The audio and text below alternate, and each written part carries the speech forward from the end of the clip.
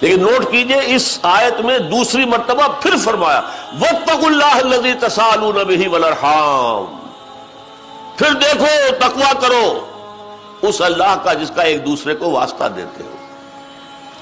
اس قدر پیاری انداز ہے، فقیر مانگتا ہے تو اللہ کے نام پر۔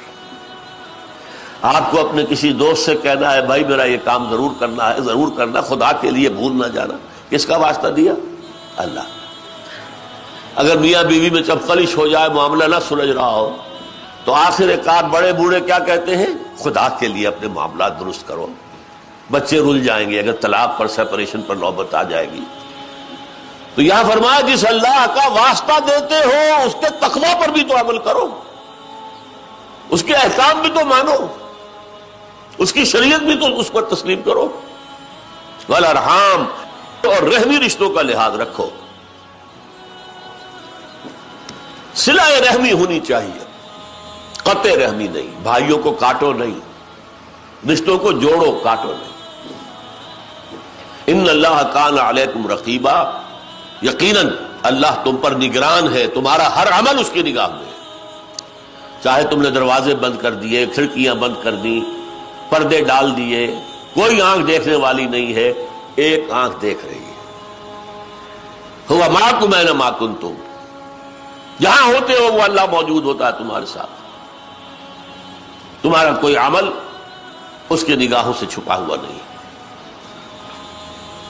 دو آیتیں ہیں سورہ احزاب کی، پھر دیکھیے وہی بات، یا ایھا الذین آمنوا اتقوا اللہ، اہل ایمان اللہ کا تقوی اختیار کرو، وقولوا قولا سدیدا، اور زبان سے بات وہ نکالو جو صحیح ہو۔ یہ نہیں کہ زبان جو ہے اس کو کھلی چھوٹ ہے، جو منہ میں آیا بک دو، جسے ہم کہتے ہیں پہلے تولو پھر بولو۔ سیلف سینسر ہونا چاہیے کہ آیا مجھے یہ چیز کہنے کا حق حاصل ہے یا نہیں ہے، سوچ لو پہلے، جواب دہی کرنی پڑے گی۔ ایک حدیث میں آیا ہے کہ جہنم میں اوندے منہ گرائے جانے والوں میں اکثریت وہ ہوگی جو اپنے زبان کے گناہوں کی وجہ سے عذاب میں مبتلا کی جائے۔ حسائد السنہ اس کو کہا ہے حدیث میں، حسائد جمع حسید کی، فصل کاٹنا، فصل کاٹی جاتی ہے، یعنی میری زبان سے جو لفظ نکلا وہ بیج بن کر آخرت کی زمین میں پڑ گیا۔ اگر وہ اچھا لفظ تھا تو ایک لہلہاتا ہوا پودا مجھے ملے گا، وہ پھول کا ہو پھل کا ہو، اور برا تھا تو جھاڑی ایک جو ہے، اس جھاڑی کے اندر جس میں کہ زہریلے کانٹے ہوں گے وہ کاٹنی پڑے گی۔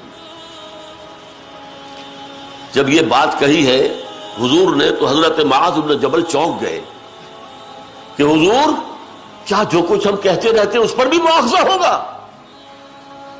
تو بڑے پیارے انداز میں، یہ عرب کا ایک خاص انداز ہے، لفظی معنی میں نہ لیجئے اسے، سکلت کا اموں کا یا معاذ، اے معاذ تمہیں تمہاری ماں روئے۔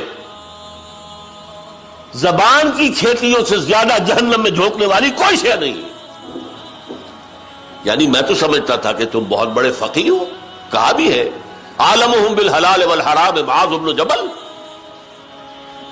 حرام اور حلال کا سب سے زیادہ جاننے والا میرا صحابی معاذ بن جبل ہے رضی اللہ تعالیٰ عنہ۔ تم بھی یہ کہہ رہے ہو؟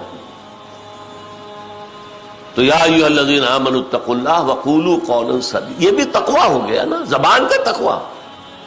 ہاتھ سے کوئی عمل نہ ہو جو شریعت کے خلاف ہو، زبان سے کوئی لفظ نہ نکلے جو حق کے خلاف ہو، شریعت کے خلاف ہو، تہمت ہے، چغلی ہے، غیبت ہے، یہ کوئی شے نہ نکلے۔ اچھا، اس کی بھی بڑی مناسبت ہے، دیکھیے نکاح کے محفل سے، میاں بیوی میں عام طور پر چپقلش اگر پیدا ہوتی ہے تو زبان سے ہوتی ہے، عام طور، یا شوہر کی زبان بچھو کے ڈنک کے مانند ہے، جب بولتا ڈنک مارتا۔ وہ اللہ کی بندی جو ہے 10 دفعہ برداشت کرتی ہے تو 11ویں دفعہ بول پڑتی ہے، تو وہ جو تالی 2 ہاتھوں سے بجتی ہے وہ شروع ہو گئی، لڑائی جھگڑا شروع ہو گئی۔ یا لڑکی زبان دراز ہے، زبان پر قابو در حقیقت گھریلو جو چپقلشیں ہیں ان کو روکنے والی سب سے بڑی چیز کہ جو بولنا ہے پہلے تول لو. تو یا ایھا الذین آمنوا اتقوا اللہ وقولوا قولا سدیدا. ایک ذرا تھوڑی سی اس کے اندر شرم کی بات ہے، لیکن وہ حدیث نبوی ہے، میں آپ کو سنا دوں. حضور نے فرمایا 2 چیزوں کی مجھے ضمانت دے دو. تمہارے جسم کے 2 بہت چھوٹے سے اعضاء ہیں، ان کی ضمانت دے دو کہ غلط استعمال نہیں ہوگی. جنت کی ضمانت مجھ سے لے لو. ایک وہ شے جو تمہارے 2 گالوں کے درمیان ہے، زبان، مجھے ضمانت دے دو کہ اس کا غلط استعمال نہیں ہوگا.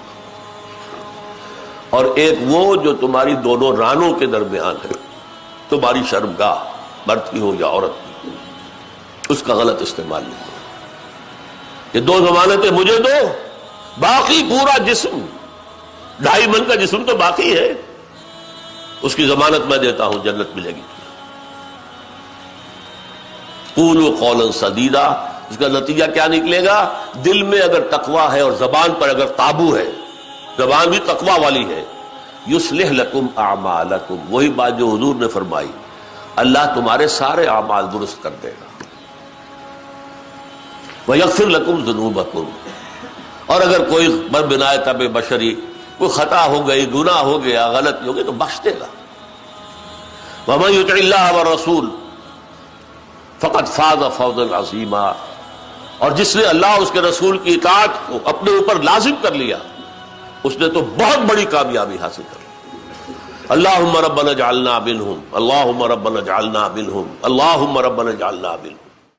هي الحلقات تحفظني بآيات من القرآن، هي الحلقات تملأني بحب المصطفى العدنان.